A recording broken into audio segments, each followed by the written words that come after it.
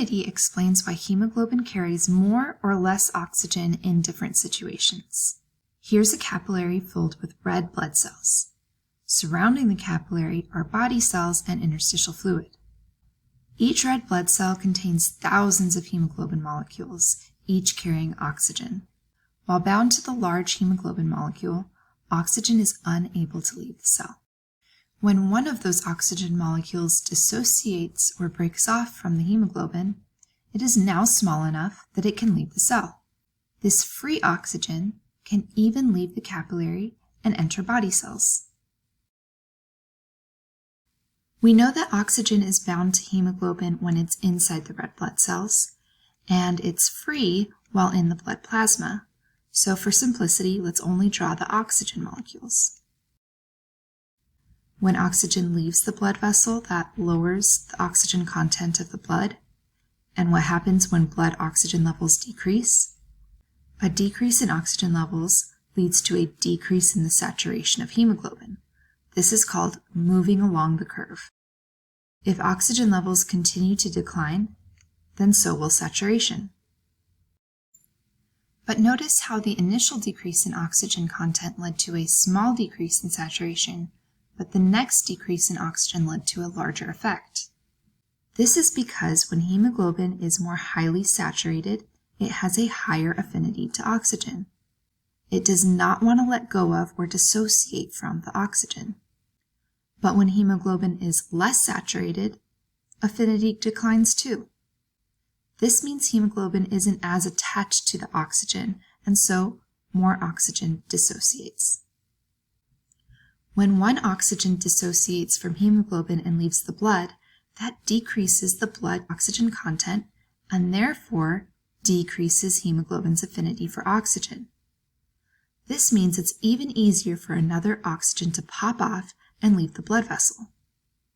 This leads to an even greater drop in blood oxygen content and affinity, and even more oxygen can dissociate. Instead of moving along the curve, certain situations will shift the curve.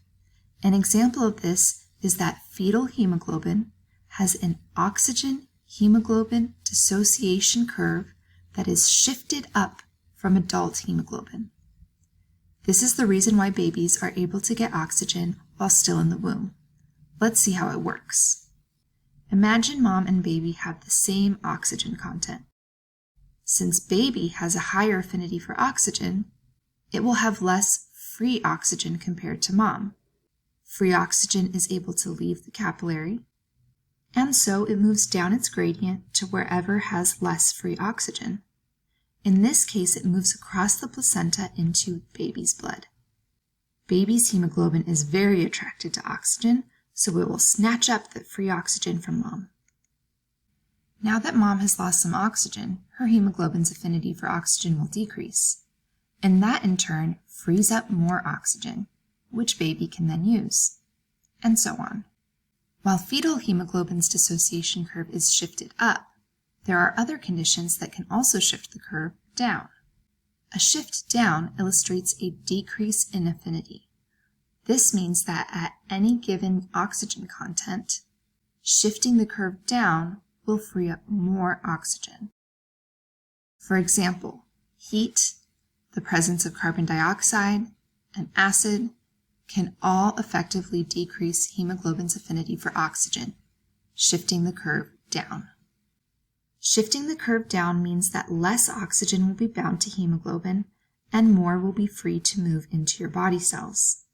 When might having more free oxygen be advantageous? During exercise. Muscle contraction generates heat, carbon dioxide, and acids like lactic acid. Hemoglobin can bind to carbon dioxide.